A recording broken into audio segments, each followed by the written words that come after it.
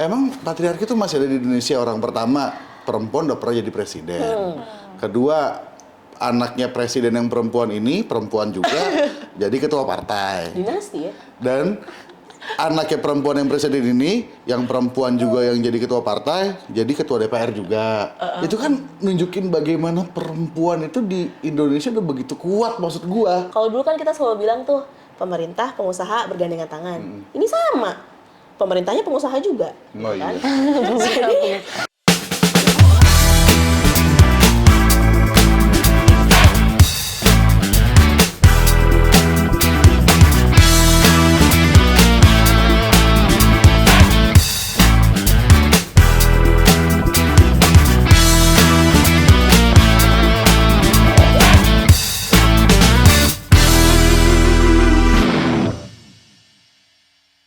Selamat pagi, selamat siang, selamat sore, dan selamat malam. Kapan dan dimanapun kalian semua ngedengerin ataupun nontonin podcast ini, kembali lagi bersama Hamburger Podcast. Joke is not a crime. Anjay, keren banget ya. Enggak, gue keren gara-gara muji podcast sendiri aja. Keren banget ya. Gak ada yang bilang kerennya lah itu. sambil nyindir KUHP ya. Joke is not a crime. Iya. Tapi kayaknya waktu itu kita bikin Joke is not a crime itu sebelum KUHP kan? Sebelum apa awalnya tuh gara-gara kalau gue inget-inget gara-gara kita kalau Dono Kasino Intro itu kan sering bilang tertawalah sebelum tertawa itu dilarang. Tapi kan kemudian Dono Kasino Intro tahu sendiri film-filmnya juga kayak begitu. Jadi gue ngomong kayak gini agak takut-takut juga soalnya gue lagi di sarang feminis nih guys. Sarang loh. Di sarang feminis. Gue Jess dan Arlen lagi ada di kantornya Solidaritas Perempuan bersama Halo semuanya, aku Mareta di Solidaritas Perempuan. Aku sebagai tim media dan kampanyenya. lalu ada Caca masih jadi ketua untuk beberapa hari ke Minggu depan, minggu ke depan. sampai beberapa minggu doang. Iya, karena kita mau kongres. Jadi tanggal 5 harusnya saya sudah demisioner. Wow. Tapi lo udah kenal Mbak Caca belum? Baru aja kenal. Wah, lo berarti baru hari ini lo sah jadi aktivis. Jadi soalnya ada pepatah gitu. Ada pepatah. Kalau lo belum kenal sama yang namanya Mbak Caca, lo belum sah jadi aktivis. Enggak. Ini pasti yang dengerin podcast saya banyak yang gak kenal sama gue. Padahal aktivis-aktivis kece juga. Tapi itu bahaya loh, Jess. Kenapa? Ya salah satu yang sering kita obrolin gitu ya, soal penokohan. Sebenarnya di SP aja, kita kalau ngomongin pimpinannya aja juga ada 3 gitu. Kan kolektif kolegial. Jadi ada ketua, ada koordinator program, ada bendahara. Dan memang setiap keputusan itu dibikin bareng. Selain BEN juga kita juga punya dewan pengawas gitu ya, 5 orang gitu. Jadi sebenarnya berjalan itu secara kolektif. Nah, penokohan itu tuh sebenarnya ya apa ya? Kalau lu melihat orang tuh cuma satu orang doang, kita tuh jadi menegasikan kerja-kerja kolektif, tim dan segala macam. Lu udah nonton Barbie belum? Belum. Ini bukan mau promosi ya. Ini gimana? Sebenarnya Barbie itu ya mungkin nggak relate juga sama teman-teman yang ada di Indonesia karena memang dia isunya tuh lebih banyak ya feminis urban gitu ya. Tapi sebenarnya ada satu potongan yang membuat gue tersenyum ketika gue nonton Barbie. Oke. Jadi kan di akhir, mudah-mudahan nggak spoiler gitu ya sama teman-teman yang nonton. Tapi di akhir itu kan si Barbie sempat bilang bahwa Barbie yang utama nih ya, karena banyak Barbie di situ. Gue ini nggak punya apa-apa, gue tuh biasa aja, gue Barbie stereotype, gue bukan Barbie presiden, gue bukan Barbie astronot gitu. Terus waktu itu Ruth yang menciptakan Barbie itu bilang, tapi lo menyelamatkan Barbie Land lo gitu.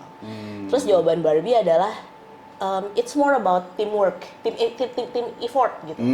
Jadi dia melihat bahwa ini bukan gua, tapi kita sama-sama. Nah, semangat kolektif itu juga yang sebenarnya jadi semangatnya feminis gitu. Jadi nggak mau tampil sendiri ya, Jadi, Kak, ya? Power sharing. Power sharing. Iya. Ya. Dari Barbie kita belajar. Apa boleh se-Barbie ini? Tapi gue ngomongin Barbie ya. Gue suka, nggak suka sih, cuman beberapa kali begitu orang-orang nanya, lo nonton Barbie atau Oppenheimer lo katanya gitu. Karena gue sebetulnya memang gue lebih suka yang mungkin ada kaitannya sama sejarah maupun perang dunia maupun perang dingin gitu ya. Akhirnya gue tentu saja gue bilang gue akan nonton Oppenheimer nih. Nonton Barbie nggak? Enggak. Gitu. Terus akhirnya ada orang-orang yang ngomong, macois lu. Wah, macois lu. Emang kalau gue nggak nonton Barbie, tadi gue macois, Mbak? Ya itu kan selera film ya. Kalau kita tuh, maksudku gini, kita bisa belajar dari referensi manapun. Film tuh bisa jadi referensi untuk kita belajar. Tapi bukan berarti film satu-satunya referensi untuk kita belajar gitu. Menciptakan standar tersendiri mana feminis, mana machois cuman karena satu film, satu tontonan. Itu menurut gua nggak relevan gitu sama perjuangan feminis itu sendiri. Belum lagi kita ngomongin nonton film itu privilege loh. Nggak semua orang bisa nonton film. Gimana dengan orang-orang yang teman-teman Aceh misalnya, yang nggak ada bioskop? Iya, harus beda kabupaten dulu kan. Gitu, lo harus pindah kalau untuk nonton bioskop gitu. Atau mungkin ya nggak punya privilege karena situasi-situasi lainnya gitu ya. Terus kemudian dikatain macois gara-gara nggak nonton Barbie. Ya nggak, Tak? Ya betul. Lagian ketika kita nggak nonton Barbie terus dibilang itu macois, itu selain memang itu bukan perjuangan dari feminis itu sendiri, itu kan ada kayak macam labeling gitu ya, bahwa orang yang nonton Barbie itu berarti orang-orang yang feminis, terus orang-orang yang nonton Oppenheimer itu berarti maskulin gitu. Nah sebenarnya itu juga yang kita lawan gitu, yang dilawan sama teman-teman feminis, gimana caranya kita tuh bisa keluar dari terkotak-kotak itu. Nah makanya ya itu tadi, nggak ada urusan sih kalau misal nggak nonton Barbie juga dikata macois gitu. Tapi kan ada yang ngatain gue feminis juga. Serius nih? Iya, feminis juga. Lo gue suka, meskipun mungkin tense bercanda ya. Tapi lo gue suka nggak mau nonton Barbie gara-gara pink dan banyak ceweknya kan, dan lalalali lili gitu. Emang feminis tuh kayak gitu? Nah, berarti kita harus pelajarin konsep prinsipnya dulu nih, feminis gitu kayak gimana. Karena kayak bingung juga kan tadi feminis ya kan. Yang bilang Kak Jess kayak gitu orang-orang feminis ya kan, tapi tadi Kak Eta bilang kalau misalnya feminis itu harus mendobrak itu dari kotak-kotak itu, jadi kayak bingung gitu loh. Iya. Jadi itu sering terjadi sebenarnya. Maksudku gini, salah kaprah soal feminisme gitu ya. Tapi aku nggak mau bilang bahwa feminis yang bilang Jessa begitu nggak feminis, bukan kayak gitu gitu. Kita nggak pernah tahu motivasi, pengalaman, latar belakangnya dia kemudian bicara seperti itu apa gitu. Karena kan sebenarnya feminis itu kan juga bukan satu identitas yang homogen gitu, bahwa kita tuh punya pengalaman hidup yang bermacam-macam, berbeda-beda, yang kemudian membentuk kita menjadi feminis gitu. Yang jelas kalau misalnya definisi feminis itu juga nggak bisa didefinisikan dengan satu kalimat gitu. Gue bisa mendefinisikan feminis dengan satu kalimat. Feminis adalah kelompok orang-orang yang rambutnya pendek, warna-warni, pakai sepatu boots atau dogmat, dan hobinya suka marah-marahin orang dengan sebutan seksis dan misoginis. Artinya lo sudah dicoret tuh. Artinya lo sudah menginvalidasi gue sebagai feminis. Oh iya. Rambut gue nggak pendek, gue nggak pakai dogmat mahal anjir. Gue rambut gue walaupun eta warna-warni gitu ya. Ya gue kadang-kadang juga seneng sih rambut pendek warna-warni gitu, tapi nggak selalu kayak gitu kan, karena identitas gue itu bukan sekedar appearance gue gitu kan. Feminis tuh lebih ke pengalaman, pengetahuan, kemudian apa yang sebenarnya kita lakukan untuk mendobrak hal yang kita anggap tuh nggak adil. Gitu. Kita sadar nih perempuan tuh udah ditindas, dan penindasan terhadap perempuan tuh bukan hanya soal karena berbasis gender gitu ya, tapi juga ngomongin pemiskinan. Ini gue ngomongin pemiskinan ya, bukan kemiskinan, karena sengaja tuh sama negara gitu. Jelas kita ngobrolin itu lebih lanjut. Pemiskinan ya. Itu ntar nyambungnya sama kemiskinan struktural. Iya, gitu. Tapi ntar By topik yang lain design. aja. Topik yang lain Mungkin aja nanti ya. kapan-kapan lah ya. Tapi maksud gue ada banyak penyebab orang kemudian memilih untuk menjadi feminis, tapi dia sadar bahwa perempuan itu berada dalam situasi struktur kuasa yang timpang. Nggak setara, dan kemudian melakukan sesuatu untuk membongkar itu. Aliran feminis banyak loh. Ya, tapi gue memang sebetulnya agak ragu sih Mbak kalau gue feminis. lo feminis. Pertama yang tadi lo nggak pakai sepatu boots atau dogmar, kemudian lo nikah, Iya. kemudian lo pakai rambut lo nggak pendek dan warna-warni, sama ini yang paling krusial, lo tuh ramah. Oh, biasanya feminis Feminis itu biasanya marah-marah coy. atau nggak gini ya, side eye gitu. Iya, yang gitu-gitu, roll eye gitu. Feminis itu biasanya marah-marah. Iya nggak sih? Enggak ya? Enggak, di sini anaknya baik-baik kok. Bilang di sini seorang feminis kan. Enggak, tapi gini, feminis itu udah pasti cewek apa sebenarnya ada cowok boleh jadi feminis gimana sih? Feminisme sebagai gagasan, sebagai nilai itu bisa dimiliki sama siapa aja. Tapi feminis itu kan sebenarnya identitas gitu Iya, ya. Merujuk pada Yang orangnya. punya pengalaman ditindas dan segala macam itu ya emang cewek-cewek. Cewek bukan hanya cewek dalam konteks biologis, Oke. tetapi juga apa namanya ya secara sosial gitu, termasuk teman-teman transpuan. Transpuan. Berarti Kak Jess kalau jadi feminis juga bisa? Dia tidak disebut Iya. sebagai feminis, bukan. Coba. Nah, pertanyaan lu cerdas banget. Iya benar. Ini soalnya beberapa banyak sih yang nanya soal itu gitu ya. Karena di gerakan feminis itu juga banyak laki-laki sebenarnya. Nah, sometimes mereka tuh nanya, feminis berarti itu untuk semua gitu, untuk semua. Ya memang secara gerak bareng ya semua kita gerak, tapi karena feminis itu dia identitas yang tadi Kak Caca bilang bahwa dia tuh berasal dari pengalaman.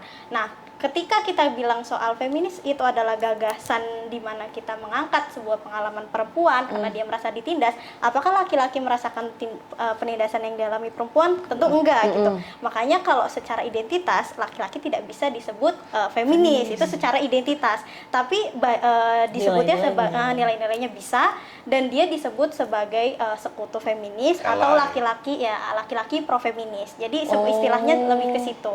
Laki-laki pro feminis. Iya. Ini gue juga baru belajar ini. Laki-laki baru? Nah itu juga Itu sebagai- organisasi. Itu organisasi.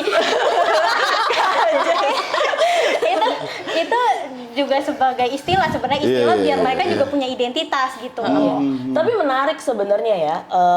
Misalnya kita tuh sering banget gitu diskusi soal programnya UN Women He for She. Dari nama aja menurutku udah problematis. Iya.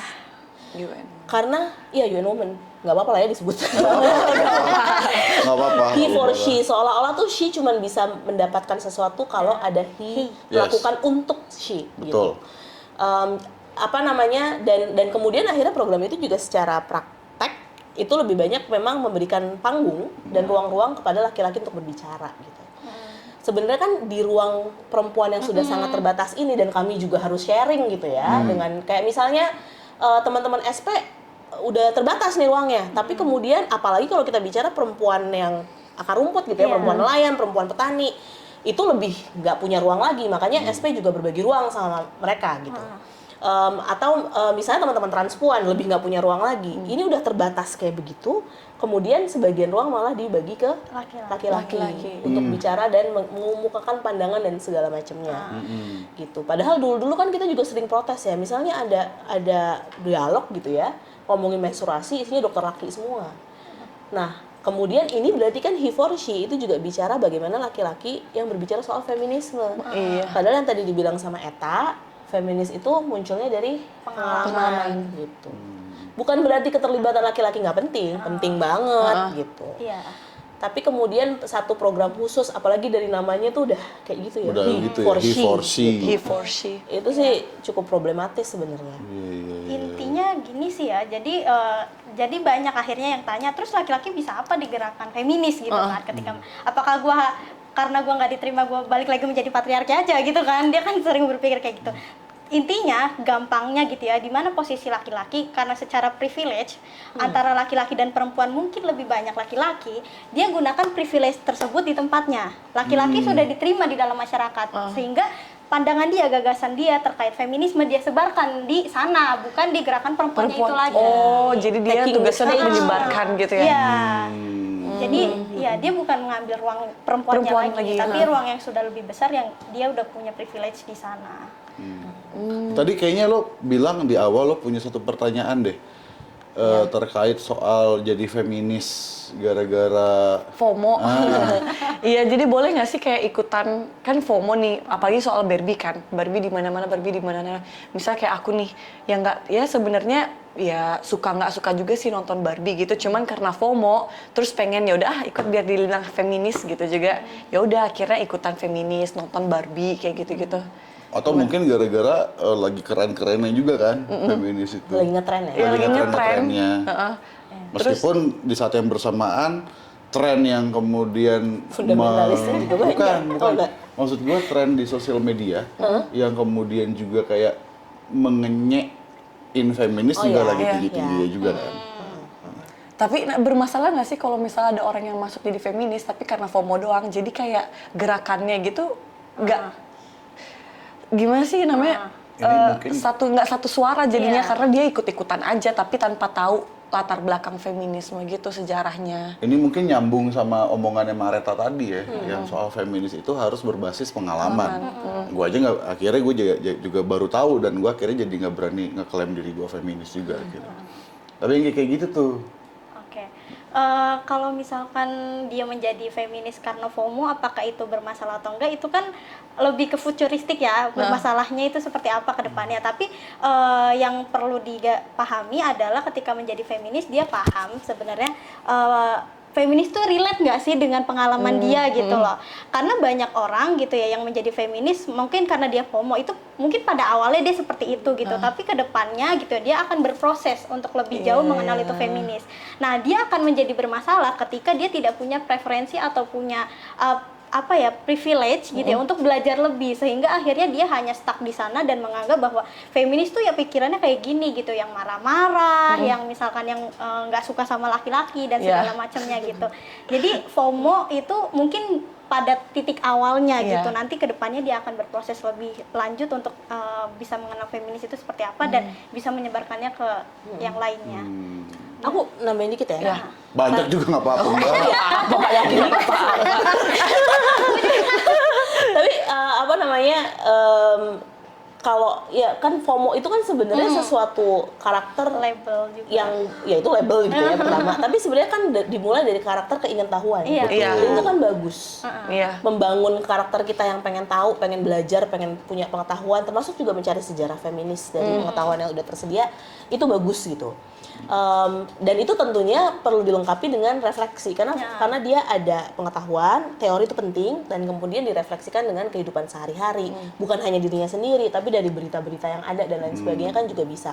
Atau kalau memungkinkan punya privilege untuk turun langsung gitu ya, mendampingi korban kah, atau misalnya datang ke kampung mana di mana perempuannya juga lagi berjuang gitu ya, itu lebih baik gitu. Masa feminis turun-turun ke kampung sih? Bukannya feminis itu Pakai heels. pakai heels atau boots di kota-kota besar? Ya enggak lah. Nah itu salah kaprah soal feminis juga. Oke. Nanti kita nggak nyampe ke sana. Oke, Tapi oke. kalian pasti sering dengar greenwashing kan? Greenwashing. Ya, iya. Jadi Nggak tahu. perusahaan-perusahaan yang itu kemudian sok-sok green dengan dia ngeluarin produk-produk yang Seolah-olah. dibilang ramah lingkungan. Padahal sampahnya, polusinya juga lebih banyak. dibanding itu. Nah, ada nih tapi sayangnya secara internet itu terbatas masih. Tapi kalau googling purple washing ternyata ada loh. Apa namanya? Purple washing. Purple. Ungu itu kan sering diidentikan sama warna feminis. Oh. Walaupun ya itu ya sebenarnya kita juga Iya, nggak iya. bikin itu jadi standar warna feminis gitu. Terus kemudian jadi misalnya salah satunya nih ya, ada banyak perusahaan-perusahaan yang ngeluarin baju tuh kaos misalnya The Future is Female gitu kan. Padahal sebenarnya dia perusahaan fast fashion yang buruh perempuannya juga nggak dapat hak sesuai gitu, dan banyak korban yang cuti menstruasinya juga nggak kesehatan reproduksinya juga terancam dan lain sebagainya.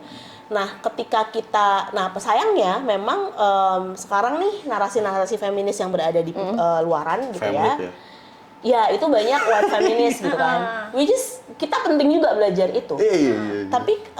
Tapi kemudian itu tidak cukup merepresentasikan perjuangan perempuan-perempuan yang justru lebih tertindas gitu. Nah kalau kita memang akhirnya hanya referensinya hanya dari situ, ya kita nggak cukup karena kan ada lagi nih istilah nih interseksional gitu ya.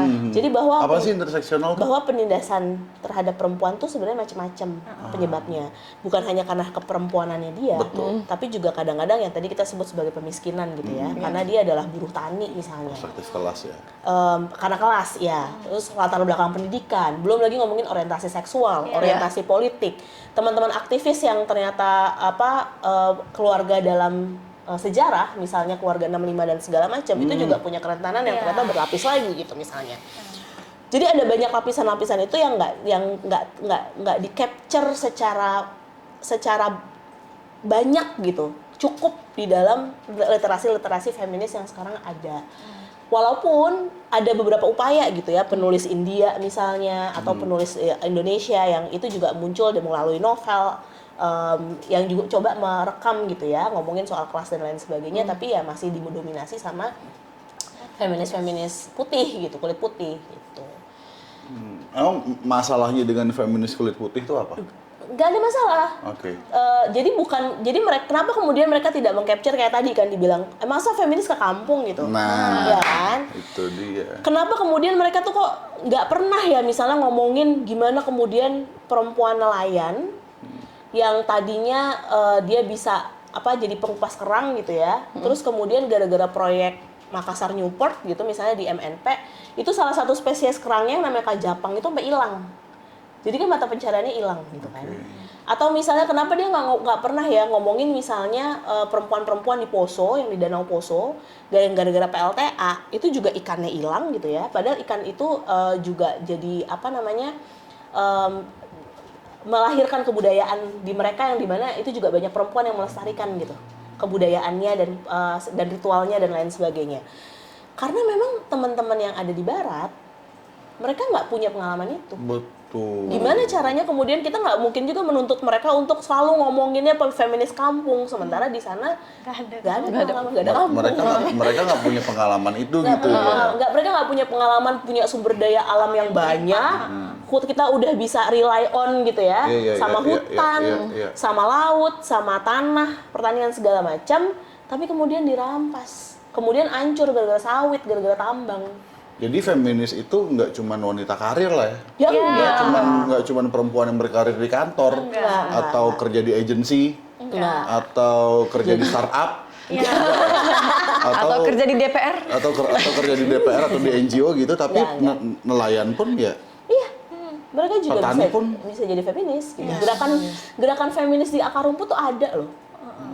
Kalau misalnya teman-teman pernah dengar mereka yang misalnya Kartini Kendeng gitu ya, mungkin juga terkenal, yang udah udah banyak didengar gitu, yang sampai mengadvokasi itu sampai ke Jerman gitu kan. Iya, gue pernah dengar. Itu dari grassroots ke Jerman. Jerman. Itu tahun 2016-2017an kalau nggak salah.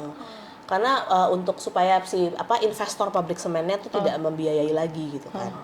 Terus kemudian Wadon Wadas, yang dia menggunakan cara menganyam besek misalnya sebagai aksi, sebagai protes. Kenapa? Karena salah satu yang akan terancam itu adalah tanaman bambu yang itu mereka gunakan untuk bikin besek. Jadi kalau si bendungan itu dibangun, salah satu yang akan hilang tuh itu bambunya, vegetasi bambunya gitu.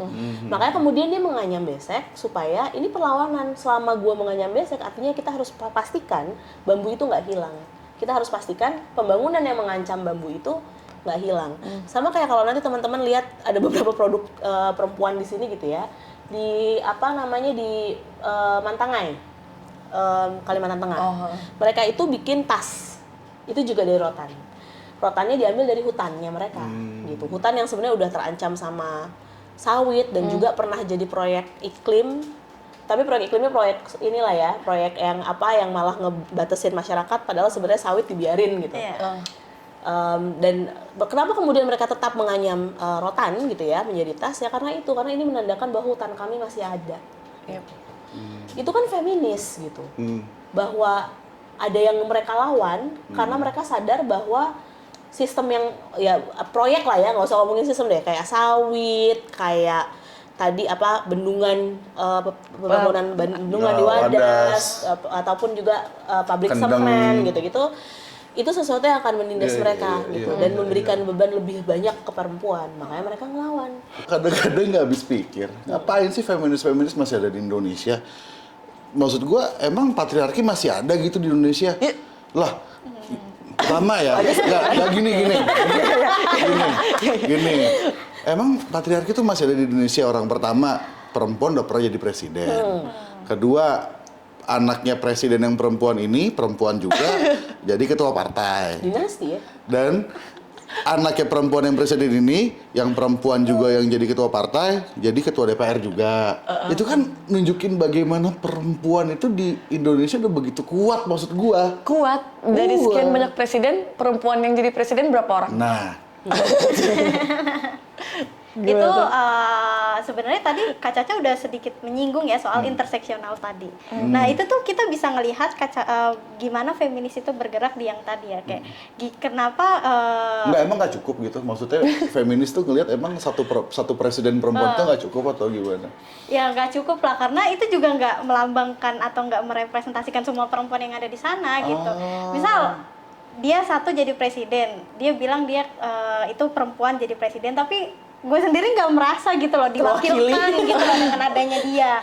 Dia berasal dari mungkin punya ekonomi yang oke gitu kan, bapaknya dikenal gitu ya, yang tinggal bilang, Pak aku mau jadi presiden, didukung gitu kan secara modal dan jaringan gitu. Dan bagaimana dengan teman-teman yang mungkin datang ke kampung gitu ya, ke balai desa untuk ngobrol sama kepala desanya tuh susah gitu loh. Nah mereka aja susah untuk dapat akses yang itu tuh cuma di lingkungan desa gitu, apalagi itu ke negara gitu, dan itu nggak merepresentasikan kita banget gitu. Gimana dia bisa tahu permasalahan-permasalahan perempuan yang ada di akar rumput kalau dia sendiri aja nggak berasal dari situ. Makanya nggak cukup gitu dengan satu perempuan yang dia tuh punya privilege lebih untuk jadi presiden dan mengaku-ngaku itu adalah sebuah gerakan feminis. Tapi anggota DPR kan banyak juga yang perempuan. Nah, Nggak banyak, paling 20%. 30. Nggak sampai. Nggak sampai. Nggak sampai. Jadi kuota 30% itu nggak pernah tercapai. Ya, sebenarnya kan kita bukan hanya bicara satu orang, dua orang yang tadi disebutin sama Jesse ya. Tapi kan kita ngomongin sistem politik sebenarnya. Gimana tuh? Lu sadar nggak sih kalau kita tuh sebenarnya dikasih apa ya? Ini tuh kayak seolah-olah milih padahal kita nggak punya pilihan. Iya. Boleh nggak sih golput?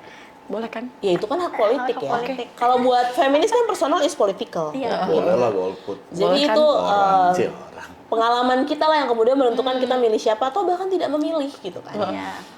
Sekarang nih ya, tadi dari awal sebenarnya kita ngomongin penokohan. Lu lihat aja calon-calon presiden yang diomongin di media.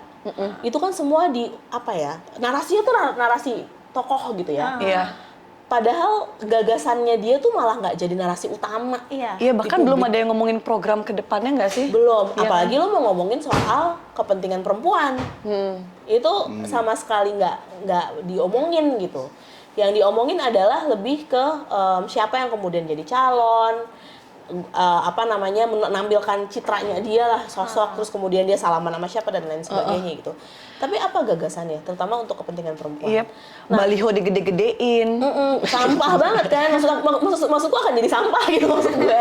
Sekarang tuh udah ngeliat Sampah pemandangan juga. iya kan, Iya. lo ngeliat bendera-bendera udah banyak segala macam juga udah kayak yang udah males sebenarnya sekarang ini ini baru tahun 2023. 2023. Tapi baliho segala macam udah di mana-mana. Padahal masa kampanye juga belum boleh. Belum boleh Belum, sebenarnya kan, belum, tapi belum. baliho udah banyak banget. Sama sebenarnya kalau ngomongin soal sistem politik yang tadi aku bilang, kita tuh sampai bisa bilang bahwa sistem politiknya tuh patriarkis. Kenapa? Karena kalau kita kan dari tadi ngomongin feminis nih, tapi kan sebenarnya dilawan sama feminis kan patriarki kan, Iya. gitu. Nggak, ntar nih. Makanya ini justru dari tadi tuh yang jadi pertanyaan gue itu, Mbak. Kalau masih bisa bilang sih kalau sistem politik kita patriarkis. Sementara udah ada perempuan yang pernah jadi presiden. Sementara ada perempuan yang jadi ketua partai, ketua DPR. Sementara juga ada sekian belas persen anggota DPR yang perempuan. Kok masih bisa bilang kalau politik kita itu masih patriarkis?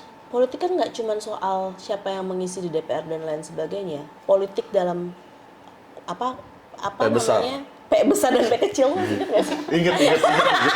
Cuman ini agak susah. Iya makanya. Dan jadi ketahuan kalau gue sebetulnya paham. Iya. Jawab lagi. Kalau Politik jawab deh. lagi inget apa enggak? Iya politik. Nah, ini kan politik dalam arti kecil. Kalau tadi kita ngomongin banyak salah kaprah soal feminis gitu ya. Juga banyak bukan salah kaprah sih, tapi kita tuh selalu fokusnya tuh ngomongin politik tuh cuma elektoral aja gitu. Emang sebetulnya ada politik yang melampaui elektoral? Ya pasti. Oh. Politik itu sebenarnya fungsinya apa sih? Dia kan ngomongin soal kuasa gitu kan. Dan dalam sistem kenegaraan kan artinya kuasa itu harusnya dimiliki sama pemerintah untuk kemudian ya kalau kata konstitusi sebesar-besarnya untuk kepentingan rakyat gitu kan. Jadi nggak selesai ketika kita nyoblos di bilik suara. Justru setelah itulah dimulai. Kenapa gue bilang politiknya patriarki? Ada beberapa aspek yang mungkin yang pertama ini bukan hanya berlaku buat perempuan sebenarnya, tapi buat kita semua. Yang tadi gue bilang kita tuh sebenarnya nggak dikasih pilihan. Yang tersedia ya cuman orang-orang yang emang udah punya privilege, punya duit, bukan hanya yang di nasional ya, pilkada kan juga gitu, harus dapat restu dari ketua partai untuk maju jadi kepala daerah. Sehingga kemudian yang bisa dia lakukan adalah berkongsi misalnya sama perusahaan A, B, C, bantuin dia kampanye, tapi dengan syarat izinnya akan lancar tuh. Nggak peduli dia gusur masyarakat dan segala macam, yang penting izinnya lancar gitu misalnya. Begitupun di nasional gitu. Orang-orang yang ada sekarang itu orang-orang yang jadi kita mau milih pun juga ketersediaan pilihannya ya cuma orang-orang yang sudah mengikat janji entah sama partainya, sama perusahaan dan lain sebagainya gitu. Itu yang pertama. Yang kedua, sebenarnya salah satu yang kita hadapi betul-betul setiap pemilu itu adalah politisasi agama. Politisasi keagamaan dan politisasi agama gitu ya. Dimana agama tuh dipakai. Biar untuk bilang bahwa ya pemimpin tuh laki-laki gitu. Agama dipakai untuk kemudian digunakan sama si calon-calon pemimpin ini untuk mencitrakan bahwa gue adalah orang yang soleh, ya imam yang baik dan lain sebagainya. Akibatnya kebijakan diskriminatif misalnya mengatasnamakan syariah. Jadi akibatnya kan nggak cuma pada saat pemilu, ternyata pada saat pemilu aja tuh ngomongin politisasi agama udah ngerepotin buat perempuan. Pecah misalnya dalam keluarga, konflik segala macam, apa nggak perempuan yang kemudian harus meredam konflik dan kemudian memediasi dan lain sebagainya. Tapi nggak selesai cuma sampai di situ. Sekarang lebih dari 400 loh kebijakan diskriminatif. Banyak yang mengatasnamakan agama, syariah. Perempuan nggak boleh pulang malam. Perempuan nggak boleh kesana, nggak boleh kesini. Ya udah kalau perempuan dilarang pulang malam ya tinggal pulang subuh. Ya, apa namanya kan sebenarnya nggak sekedar itu. Kalau misalnya, paham. ya kalau misalnya perempuannya harus pulang malam gitu ya, shift-shiftan dan segala macam, masa dia harus nunggu di kantor sampai subuh gitu kan? Tapi intinya adalah bahwa politik yang hari ini terjadi itu dampak panjangnya tuh nggak cuma pada saat kita nyoblos. Termasuk itu tadi kita ngomongin soal kebijakan diskriminatif gitu. Politik yang melampaui elektoral itu yang kayak gimana, Mbak? Ya ini kan sebenarnya melampaui elektoral, tapi masalahnya ini adalah yang contoh yang tersaji itu contoh buruk gitu. Melampaui elektoral dalam arti dampak terhadap masyarakatnya, terhadap perempuannya buruk. Termasuk sebenarnya bukan hanya kebijakan diskriminatif, kebijakan-kebijakan pembangunan yang karena memang tadi tersandera gitu ya, sama partai, sama pengusaha. Kalau dulu kan kita selalu bilang tuh pemerintah, pengusaha bergandengan tangan. Ini sama. Pemerintahnya pengusaha juga, kan? Jadi gimana kebijakan-kebijakan kemudian keluar ya udah yang penting investasi lancar, yang penting perusahaan batu bara gua bisa ekspansif, sawit gua begini begitu, nggak peduli tuh ada, bukan hanya sekedar tanah loh yang dirampas, kebudayaan. Maritim aja bisa disambung-sambungin sama investasi ya? Iya kan? Ya tapi kan artinya itu perspektif melihat maritim itu perspektif investasi. Iya, Menko Maritim dan Investasi. Iya. Terang benderang kan? Itu dia. Itu kan dampaknya panjang banget dan perempuan tuh banyak loh yang menderitanya itu ya gara-gara miskin gitu, gara-gara dimiskinkan. Padahal sebenarnya yang mereka butuhin tuh bukan program-program modal. Ya kalau mereka nggak diusik dengan kearifan lokalnya, kemudian mengelola lahan cukup buat ketika panen buat mereka makan, bahkan bisa dijual. Negara nggak ngapa-ngapain aja, mereka bisa sejahtera, bisa hidup. Ya, betul, jadi negara hadir malah jadi penderita. Gitu. Iya, makanya kemudian itu juga kan tadi lo di awal sempat ngomong bahwa Solidaritas Perempuan akan mengadakan kongres tanggal berapa? Tanggal 1 sampai tanggal 6. Di ini ya, 1 sampai 6 Agustus besok. Agustus. Yang kemudian salah satu topiknya itu kan, topik utamanya adalah melawan sistem politik patriarki. Melawan sistem politik patriarki. Dan gua rasa apa yang barusan kita udah diskusiin sepanjang itu adalah salah satu dasar-dasar kenapa akhirnya topik itu dipilih juga. Iya. Itu satu, tapi kedua kita juga sebenarnya udah bisa melihat bagaimana kemudian kita bisa melawan itu gitu. Jadi bukan hanya sekedar lawan tapi nggak kebayang gitu. Gimana bayangnya itu? Karena sebenarnya justru kita tuh belajar sebenarnya dari teman-teman perempuan akar rumput, di mana memang sekarang kan ada komunitas-komunitas SP yang membersamai mereka gitu ya, yang sebenarnya melakukan pengorganisasian dan juga memfasilitasi proses mereka untuk membangun gerakan. Kita nggak bilang bukan kita yang kemudian memberikan pengetahuan sebenarnya, tapi kita hanya men-trigger karena pengetahuannya itu sebenarnya banyak di perempuan akar rumputnya. Mereka yang sebenarnya bertukar sampai kemudian kepikiran ya udah yuk kita coba kelola kebun kolektif gitu misalnya. Tapi ternyata gara-gara mereka kelola kebun kolektif gitu ya kan sebelumnya kan mereka susah tuh misalnya nanam karena benihnya ditentuin sama pemerintah, benihnya nggak sesuai lagi sama lahan segala macam. Akhirnya mereka bangun sama-sama tapi yang lahannya itu tapi pengelolaan lahannya itu mereka yang tentukan gitu. Jadi mereka berdaulat lah setidaknya dalam menanam dan segala macam. Terus ternyata gara-gara itu mereka punya posisi dan dilihat sama kepala desanya, yang kemudian ada komitmen kepala desanya untuk menyediakan lahan dan lain sebagainya. Terus dan ada banyak sebenarnya cerita-cerita kayak gitu ya, yang mereka menanam itu juga untuk karena kan sebenarnya kalau yang hilang tadi kan bukan hanya tanahnya yang diambil, pengetahuannya dihilangkan karena kita udah dikasih gempuran pestisida, benih-benih perusahaan dan lain sebagainya gitu ya. Itu yang juga mereka rebut. Atau misalnya teman-teman yang tadi aku cerita di pesisir Makassar gitu, gimana dia mengkonsolidasikan warga bukan hanya perempuan untuk sama-sama ke DPRD demo. Gimana nih kita mau nuntut soal pemulihan karena pesisirnya udah rusak gitu. Begitupun juga teman-teman buruh migran misalnya. Itu tuh ada di 7 komunitas SP gitu ya, yang mereka emang membentuk kelompok sampai akhirnya sekarang kepala desanya tuh nanya apa-apa juga sama mereka gitu. Mereka yang bisa memprovide gitu ya, migrasi aman tuh sebenarnya harusnya kayak gimana, apa yang kemudian informasi-informasi penting yang harusnya diketahui oleh calon buruh migran dan lain sebagainya. Dan itulah tuh ya politik dengan P besar tuh yang kayak gitu ya. Iya, dan kita ngelihat wah ini sih bisa jadi gerakan politik yang feminis gitu. Maksudku sebagai antitesis gitu ya dari politik patriarki yang hari ini, ya tentu cara melawan politik patriarki adalah dengan politik feminis, dan justru dari perempuan akar rumput itu kita banyak belajar sebenarnya. Di saat lo udah frustasi gitu ya sama negara, ya lo bayangin aja lah kita demo kayak apaan tahu buat omnibus, KUHP, revisi KPK. Gak didengerin kan? Enggak. Itu hampir apa ya rasanya, kayak mana lagi kita mau ngerjain. Tapi kemudian karena beruntungnya kita gitu ya, karena kita ada di SP, harapannya justru tiba-tiba munculnya dari sana. Dari sana ya, yang barangkali selama ini orang nggak ngelihat juga ke arah situ ya. Dan nggak dilihat sebagai gerakan yang Iya. Karena dia tidak berpusat di kota. Karena dia tidak mengikuti tren masa kini dan lain sebagainya. Nggak ada yang pakai dokmart tuh. Nggak ada yang pakai dokma. Iya juga, betul. Nggak ada yang pakai tank top terus badan tatoan gitu. Walaupun nggak apa-apa ya. Walaupun nggak apa-apa. Dokmart, persis. rambut pendek, mau tatoan, itu semua ya otoritas atas tubuh. Betul. Tapi jangan dijadiin standar dan label. Itu dia. Karena akhirnya kalau kita ngelakuin hal-hal kayak gitu, akhirnya kita terjebak lagi di label-label baru, di kotak-kotak yang baru lagi. Gitu. Keren sih. Speechless gua. Tapi semoga solidaritas perempuan yang akan kongresan minggu depan ya, kongresnya berjalan dengan lancar.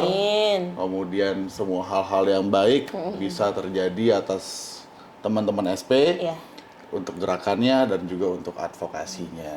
Nah sebenarnya selain kongres tuh kita rangkaiannya ada konferensi, Jess. Itu buat publik. Tempatnya di Bandar Lampung tanggal 2 sampai 3 Agustus. Jadi di situ kita akan nunjukin gitu ya. Jadi kita nggak cuma bicara masalah, tapi nunjukin bahwa gerakan yang sekarang itu sudah terbangun, itu tuh sebenarnya kita udah on the track kok. Karena kita tahu masalah tuh banyak banget gitu. Sistem politik patriarkis, kapitalisme dan lain sebagainya, ekonominya juga patriarkis gitu kan. Tapi kemudian kita mau menunjukkan bahwa yang tadi tuh harapan-harapan itu tuh ada, bukan hanya dari SP, tapi juga ada beberapa teman-teman jaringan yang itu juga akan hadir. Gitu. Kita akan sama-sama belajar dan kemudian yang tadi ya, walaupun politik itu dia beyond elektoral, tapi tetap momentum politik 2024 itu menjadi satu momen yang perlu disikapi gitu ya. Jadi setelah kita belajar dan memanen sebenarnya dari cerita-cerita itu, kita juga akan berkonsolidasi untuk bicara soal posisi kita terhadap momentum politik gitu. Jadi siapapun sebenarnya bisa ikutan tanggal 2 sampai 3 Agustus di Bandar Lampung gitu ya. Nanti Tapi itu offline doang. akan Konferensinya ada streaming, Oh, tapi oke, juga nice. terbatas gitu ya, Iya, streaming iya, YouTube iya. gitu ya. Kayak Tapi kalau gua ada akan yang join streaming. tapi kalau ada yang di sekitar Lampung misalnya atau mau ke Lampung karena kan sebenarnya nggak terlalu jauh gitu ya Iya, dari iya, iya. Jakarta, itu bisa datang aja nanti di Instagramnya SP akan ada info lebih detail soal itu. Oke, nanti Instagramnya SP akan di sini. Iya. Keren gak sih gue? Kalau semenjak udah gitu bisa begini gue. Iya, Kalau nanti dulu kan bakal kemudian- ditambahin gitu Iya, di sini ya. Begini. Oke. Oke, sukses-sukses. Ada lagi nggak? Eta mau nambahin? Eta? Kalau aku sih sebenarnya lebih ke intinya gitu ya, dimana kenapa sih kita melawan politik yang patriarki Yap. gitu ya, kenapa kita melawan, karena di dalam politik yang patriarki itu ada penokohan dan juga relasi kuasa gitu. Nah makanya itu yang selama kita merasa bahwa perpolitikan di Indonesia itu masih dikuasai satu orang yang punya privilege, yang akhirnya orang lain ditindas, itu berarti perjuangan feminis akan selalu ada selama orang yang masih ada di perempuan itu masih ditindas. Keren. Dahsyat. Ini calon ketua SP yang Iya kayaknya deh. Ini beberapa periode ke depan gitu ya. Karena belum jadi anggota Eta, Iya. belum bisa. belum. Jadi anggota dong. Gas. Oke, kalau gitu sekali lagi gue ngucapin semoga kongresnya lancar, hasilnya baik dan bermanfaat dan barokah buat kita semua, ya kan? Dan apa yang mau lo omongin? Bebaskan dirimu. Ya. Oh, sih. Ah, kalau gitu kita main gitu ya. Oh, iya, iya. Silakan nutup podcast ini Hah? dengan entah Kalimat, kata-kata, ya. kalimat atau tebak-tebakan. Silakan. Ya. Dari lo. Ya itu tadi, sebagai kaum feminisme, bebaskan dirimu, jangan mau terperangkap di dalam kotak-kotak itu. Ini semua. Iya. Iya. Oke, kalau kita percaya bahwa sistem politik patriarki itu emang harus dilawan, itu juga ya jadi PR buat gerakan gitu ya, untuk memastikan sebenarnya gerakan juga menjadi gerakan yang feminis, yang menjadi ruang aman untuk perempuan, teman-teman non biner ataupun juga masyarakat marginal lainnya. Menjadi feminis berarti kita harus melawan semua penindasan yang ada di masyarakat. Oke. Gua punya tebakan. Apa tuh? Gue punya teman, namanya Luhut. Siapa yang bisa tebak nama bapaknya siapa? Panjaitan. Eh? Jangan main nebak ini buat penonton kan? Enggak kita. Kita. Punya temen, Gue punya teman namanya Luhut. Nah, lo tau gak nama bapaknya siapa? Bapak Luhut. Enggak. Tulul. Enggak. Oh bukan. Nama bapaknya itu Sar, soalnya Luhut bin Sar. Baik semuanya.